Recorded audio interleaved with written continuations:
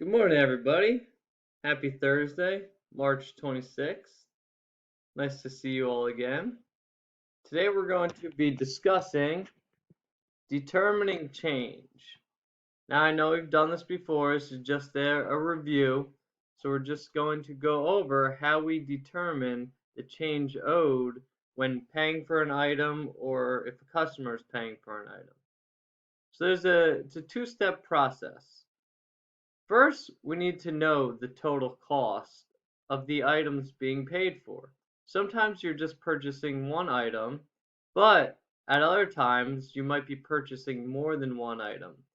So if you're purchasing more than one item, the first step in determining change is you first must determine the total cost. Now, if you recall, to determine the total cost, you must add the prices of all the items you're purchasing together. So once again, total cost is found by adding the prices of all the different items together. Now, once you have your total cost, you can use that information to find your change owed. How do we find change owed? Like this. You do the amount that is paid by the customer minus the total cost of the goods, and that equals your change owed. So to find change owed, you do the amount paid minus the total cost, and that equals the change owed. So let's look at an example that you will be practicing like today. Here we have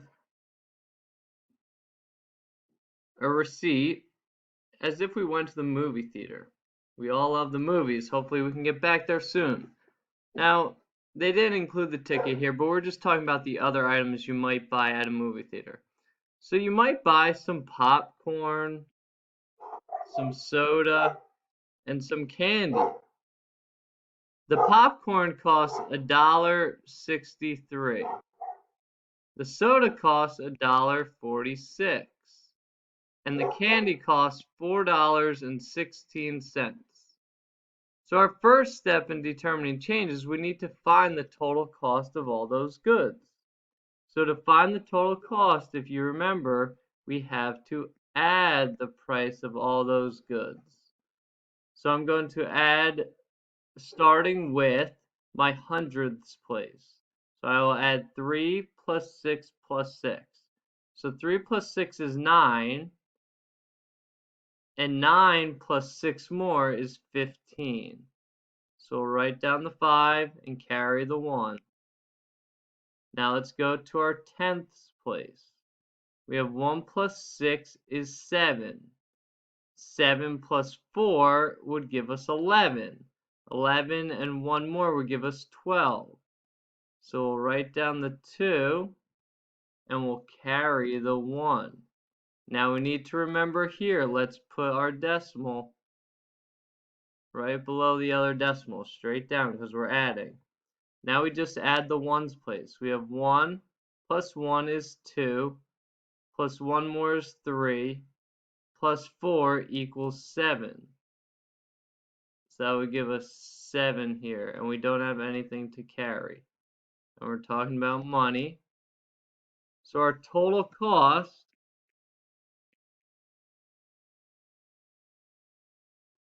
equals $7.25.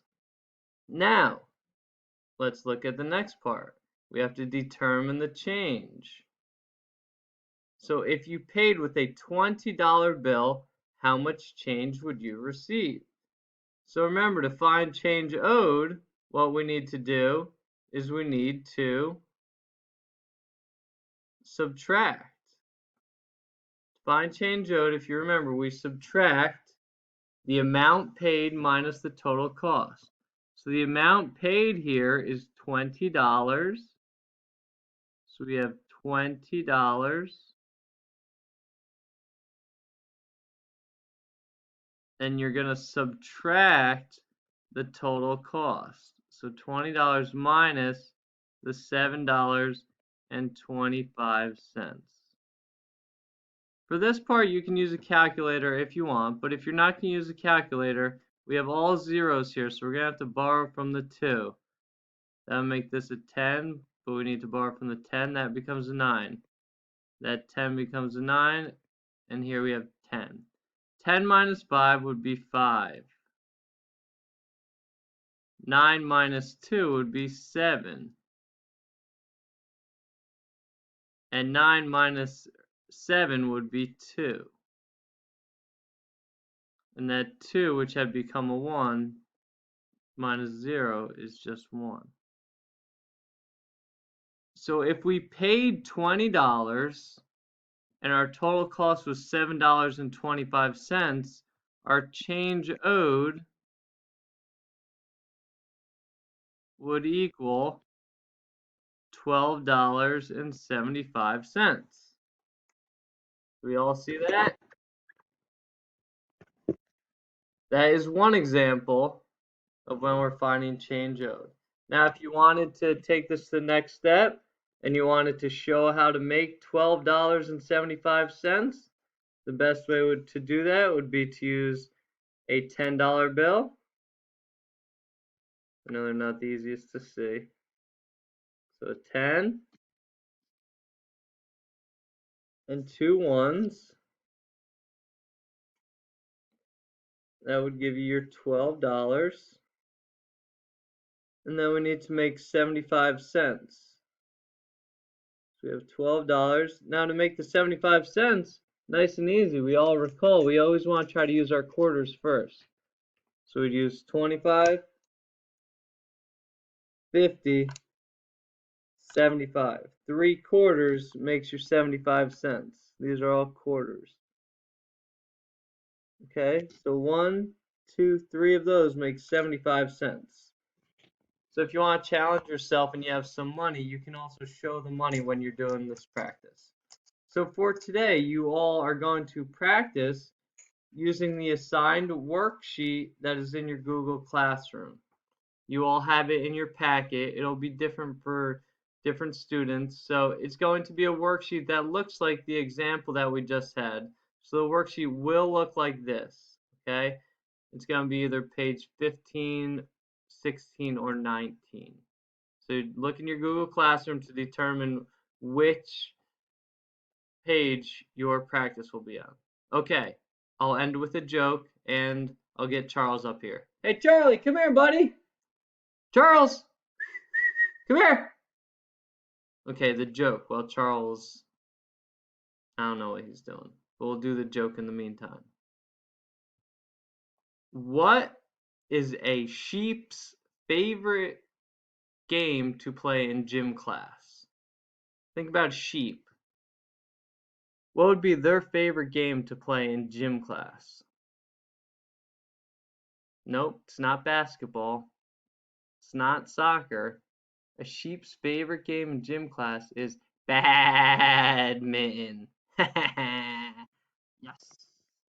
Charles liked that one. Charlie, come here, buddy. Everybody misses you. What are you doing? It's been very curious lately with these squirrels. Charlie! Charlie! Where'd you go? I can't even find him anymore. Well, I may just have to show you pictures again next time. So, up there he is. We found him. Look at this guy.